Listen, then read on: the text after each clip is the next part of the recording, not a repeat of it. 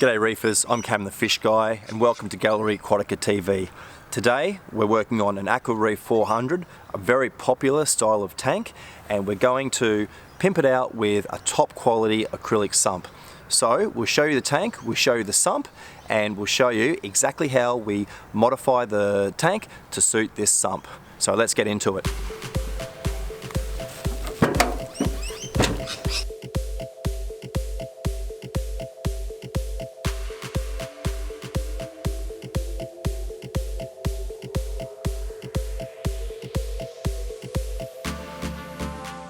Okay, so before we open up the sump and show you what the special features of this sump are, we'll have a look at the tank. So it is an incredible tank with a massive amount of corallimorphs. You can see we've got probably, I'm going to guess 500 of the red corallimorphs, probably 300 of the green. There's a few other soft corals like the sarcophyton, there's a Sinularia, there's some LPS, there's a couple of big hammers and a Desha yesiana. So it's a really cool tank, but we want more from this tank, and to do so we need to swap out the sump. So we'll have a look at the current sump and we'll show you why we're putting in a better sump. So here it is. So this is pretty much the stock standard sump that comes with this tank. It has the standard what is it, a G220 Aqua 1 skimmer, and it's just feeding through biological media. We've got coral bones in here, and the return pump's just pumping straight back up into the tank. But as you can see, there is a huge amount of salt creep. There's water which is splashing out from the return, there's water that's been leaking from the skimmer, there's heaps of salt creep. It's really messy and this sump needs to go. So we're going to install our acrylic sump, and we'll just run you through, we'll look at the sump and we'll run you through some of the complications that we have to work through to make this happen.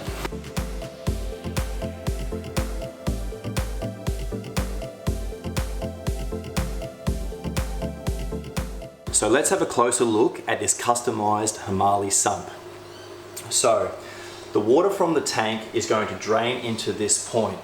And so this is the first challenge that we'll have, is to adapt the Aqua 1 plumbing to this bulkhead, which is a 1.5 inch threaded bulkhead.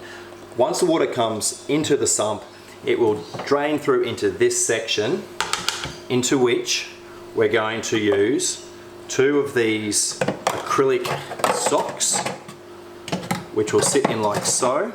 Now this will be our pre-filter. We're going to use just a basic Dacron-like filter sponge in this section. From here, the water goes into the skimmer section. Now, one of the other things that we're doing with this tank today is we're upgrading the skimmer, and we're going to put an Octo Essence 130. Now, this skimmer will fit in the section beautifully. So everything with this sump is customized to suit. So it'll sit in here like so. And we've actually got a little stand for the skimmer to sit on. Now this does a couple of things. It raises the skimmer to the perfect height so we can control the level that the skimmer is skimming at. But it also means that the skimmer being lifted off the bottom of the sump, we can more easily clean detritus from underneath the skimmer. From this section, water will flow through the back where we're going to have our biological media, and then into this section here, and this will be where our return pump will sit.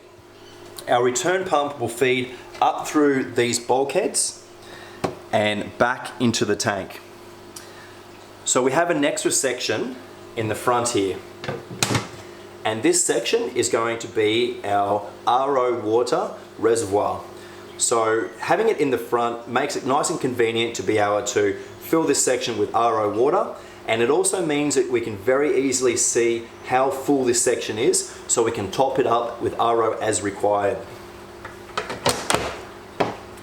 We also have our dosing pump vessels, which we're hoping to install also. It also has LED lights on this, as does the sump. So watch to the end, because once we hook these lights up, it's going to look sensational. But everything is color coded. We've gone with the Octo color, which is the red with the black. So it's a beautiful sump, and I can't wait to put it on this tank. But we've got the complications of getting the plumbing to suit and making sure it fits, and just physically getting the sump in place. That's going to be the hardest part. So we'll see how we go, and we'll install this sump. So we have the sump in front of the tank, and we're just making sure that we know exactly what we have to do to get this sump into place. So it's going to be a tight fit, and it's been custom made to go hard up against the left hand side of the cabinet, and we'll have to take this door off, and we're also going to have to take this center leg off, which means we have to take the dosing pump rack off. Obviously we have to take all of the plumbing out.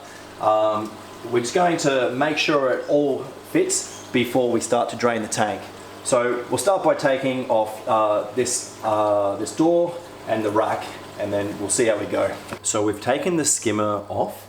We've also taken this dosing pump and dosing pump rack off. Now we're going to drain the sump out. And to do this, I'm actually draining from the top tank, and I'll just open that up and turning the return pump on. And I'm doing this so that we can maximize the amount of water that we can pump out, so that we don't have to siphon as much out of the sump. So you can see the water level is draining in the sump here, and it'll take a few minutes, but once the pump starts to run dry, that's when I'll turn off the return and I'll drain the rest out into a bucket with a short siphon hose.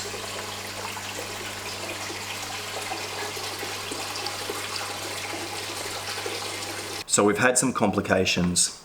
The drainage line on the Aquarium is actually seized up, and rather than just opening up the barrel union, we've had to take the whole plumbing off.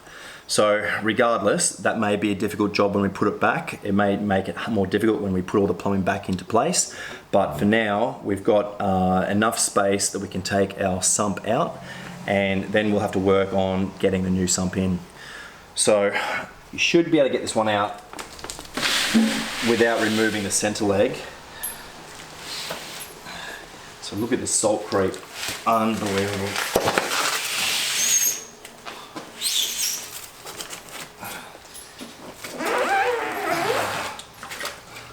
So that's crazy. So that skimmer, the splash from the drainage line, it's all created this salt creep. And this today really is the main reason why we want to replace this sump, so that we've got a nice, beautiful unit. There's probably half a bucket of salt, you know, all in salt creep, just on the back wall, on the sides, on the bottom. So before we put the new sump in, we'll clean all this up so that it all looks really schmick when we finish the job. So we'll get this sump out of the way.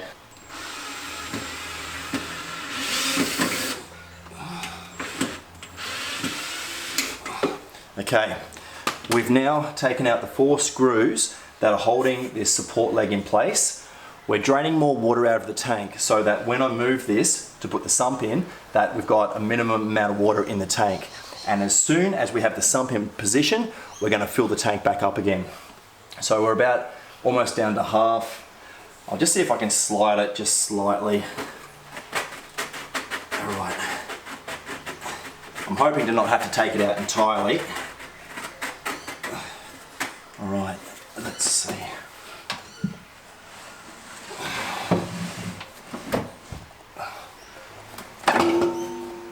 So it could be the chiller which is the problem, and we might have to take the chiller out. In fact, we almost certainly will.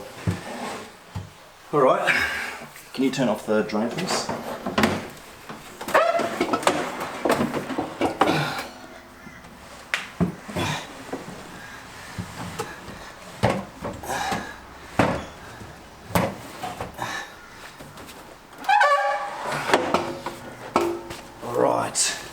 Success. The sump is in place. So now I'll screw this leg back into position and we'll replumb it. So I'm up to the part where the part that I'm most worried about, which is the drainage line. and I know how I'm going to do it. The problem that we have is that the original drainage line, and if we look under the tank, it would not reach all the way to our bulkhead in the corner. So I've cut the pipe and I'm going to use a sleeve to lengthen the distance so that it meets at our drainage point. Now I'm using metal bulkhead, metal hose clamps, because even though it won't be under pressure, I want to be sure that it's going to hold, and I'm planning on this tank being a zero salt creep tank, so it won't hurt having them there. And I may in future actually take them off, but this is how we'll do the drainage line, and it looks pretty good. So now we have to work out how we do the return line and the line to the chiller. Another challenge. We're finally making some progress with the plumbing of the return line and the chiller line. And so what we're going to do for the return line, we're going to install a Vectra S1, and it's going to feed up through to this barrel union, and the barrel union is going to go to a 19mm hose tail, and the 19mm hose tail then is going to go up to the fitting, which will connect to the bulkhead in the bottom of the tank. So basically it's going to be like this to here. Now this will allow us to easily disconnect the return line. Our chiller setup is very simple. The pump at the bottom of this line is feeding through the chiller, and the chiller is feeding back into the sump section. I quite like having a feed into the into the skimmer section, and I quite like having a feed into this section so that it stirs up any detritus that may settle underneath the skimmer. So it's all looking pretty good. It's a slow job. We've been at this side of this part of it for probably an hour and a half now, but we're almost done, and then we can put the dosing pump back on, get the automatic top-up set up, and fill the tank and plug it all in. Given the work that we're doing today is a major change to the system, it's important that we're careful about maintaining the biological stability of the system. And so to do that, we're going to actually reuse the biological media. So these systems off the shelf come with the plastic bio balls. We're not going to reuse those. Instead, we're going to reuse some of the coral bones. Now this will possibly be a temporary situation, and most likely in the future we'll change over to something more like the MaxSpec Nano Biospheres. But for now, I'm going to pull this coral bone out.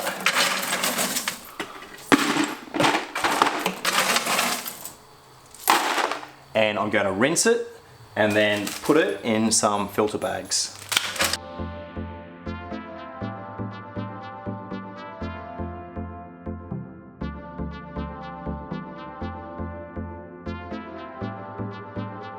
So I'm going to put 2 filter bags full of this coral bones from the original sump into the new sump, and I'll show you where we're putting it. As you recall, there is a biological media section in the back here. And so I'm just going to drop this down like so. And the water, after it comes through the skimmer section, will go through that media. Having it in the bag makes it very easy to remove and to clean out. And I'll put a second bag of the biological media in there, and that way we shouldn't experience any problems with ammonia or anything caused problems that would be caused from changing the sump in the way that we have. So we'll do that, and then we'll do the second bag and we'll be good to go. This system has never had an automatic top-up system to feed RO water into the tank to compensate for loss of water through evaporation. So one of the big advantages of what we're doing by replacing this sump is that we can now install an RO top-up system. And the system that we're going to use is the Smart ATO Duo. And one of the reasons why we like this system is because it's a reliable automatic top up, and I'll show you how it works.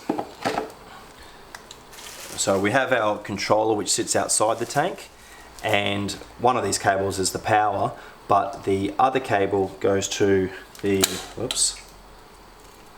sensor.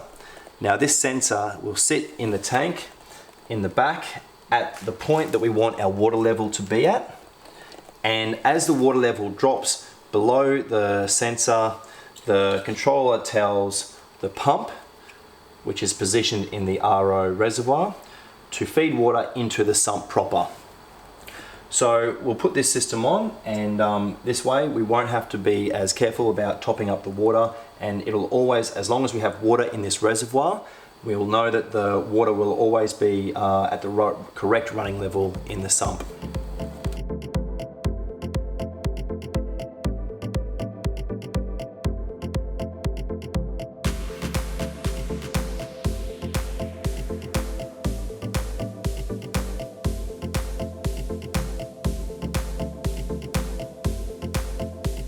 We're pretty much finished our job of our new sump install on this tank. So I'll show you everything that we've done, and I think you'll agree it looks pretty good.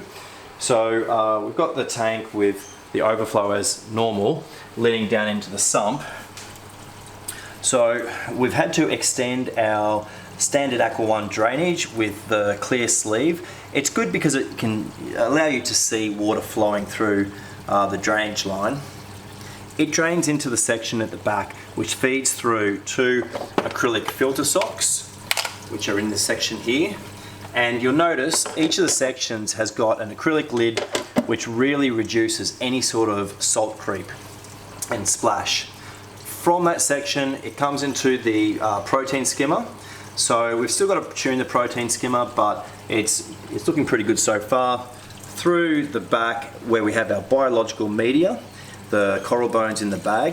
Something we didn't mention before is after the water flows into the return chamber, we've actually got the dosing pump ports back here. So we're only running 2 at the moment. In the future, we'll certainly add more. You can see our return line from the new Vectra S1 running back up to the tank. And then we have our chiller line. Now, our chiller line feeds with one of the original pumps into the chiller, and then from the chiller back into the section where the skimmer is sitting. So we also have upgraded the dosing rack. The plan with this tank is going to be to have the doors off and all of this area open. And one of the beautiful things about these sumps is that you can change the color of the lights in the sump. So we can run it on a variety of colors, blue, red, green, and it really makes the whole system a beautiful feature in the house.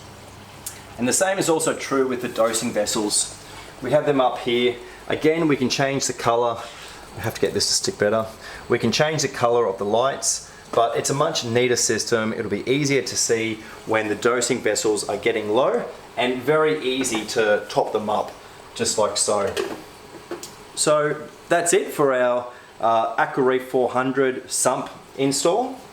I hope you've enjoyed watching. I hope this has given you some ideas for what you can do with your tank at home. So anyway, thanks for watching and happy reefing.